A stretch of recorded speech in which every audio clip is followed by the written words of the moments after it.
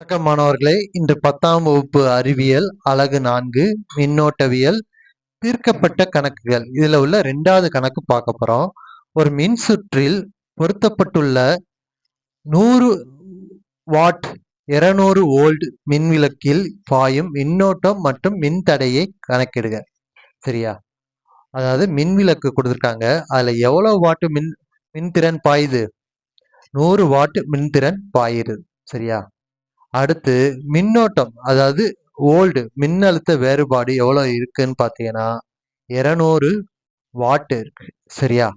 200 volt இருக்கு. 200 volt இருக்கு. சரியா? இப்போ என்ன கேட்காங்க? மின்னோட்டம் கேட்காங்க, மின் தடை கேட்காங்க. இப்போ மின்னோட்டத்துக்கு என்ன ஃபார்முலா அப்படின்னு பார்த்தீங்கன்னா, மின்னோட்டம்னா ஐ ஈக்குவல் டு மின்திறன், அதாவது செய்யப்பட்ட வேலை பை மின்னழுத்த வேறுபாடு. சரியா? பி பை வின்னே வச்சுக்கிடுவோம். சரியா? இப்போ பி பை வினா பிங்கிறது என்னன்னு நம்ம பார்த்துருக்கோம், மின்திறன். மின்திறன்ங்கிறது எவ்வளோ இருக்கு? 100.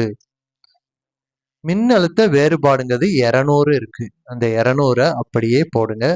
சைவருக்கு சைவரை என்ன செய்யுங்க? கேன்சல் பண்ணுங்க. மீதம் என்ன இருக்கு? 1/2. சரியா? அந்த 1/2 நம்ம வகுக்க முடியாது. அதனால என்ன சேர்ப்போம்? 1க்கு மேல என்ன செய்வோம்? 0 சேர்ப்போம். ஈவில் என்ன செய்வோம்? பாயிண்ட் வச்சுக்கிடுவோம். சரியா? இப்போ 2 10ஆல என்ன செய்யலாம்? வகுக்கலாம். ஓரன் 2 ஐ 2 10, இந்த 5 போட்டுருவோம். அதனால ஐங்கிறது என்னன்னு பார்த்தீங்கன்னா 0.5 ஆம்பியர். ஐயோட யூனிட் என்னது?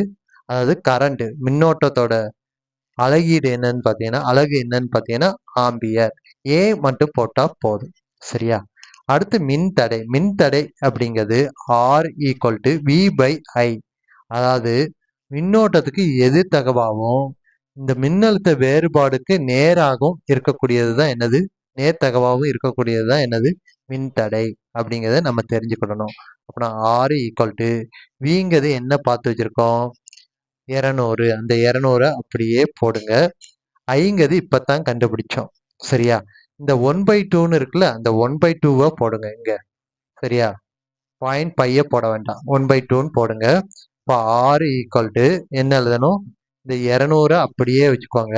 இதை மேலே கொண்டு வந்தா, அதாவது பகுதியில் உள்ளதை தொகுதியை கொண்டு வந்தா அதோட தலையிலேயே என்ன செய்யணும்? எழுதணும். அப்புறம் 1/2ங்கிறது என்ன ஆச்சு? 2/1ன்னு வரும். சரியா? இப்போ 2ஆல 2 200 400. சரியா? அப்ப மின் தடைங்கிறது எவ்வளவு கிடைக்கி? 400 கிடைக்கி. அதோட அளவீடு என்னது? ஓம். ஓம்ங்கிறத அப்படியே என்ன செய்யணும்? நம்ம எழுதிடணும். சரியா?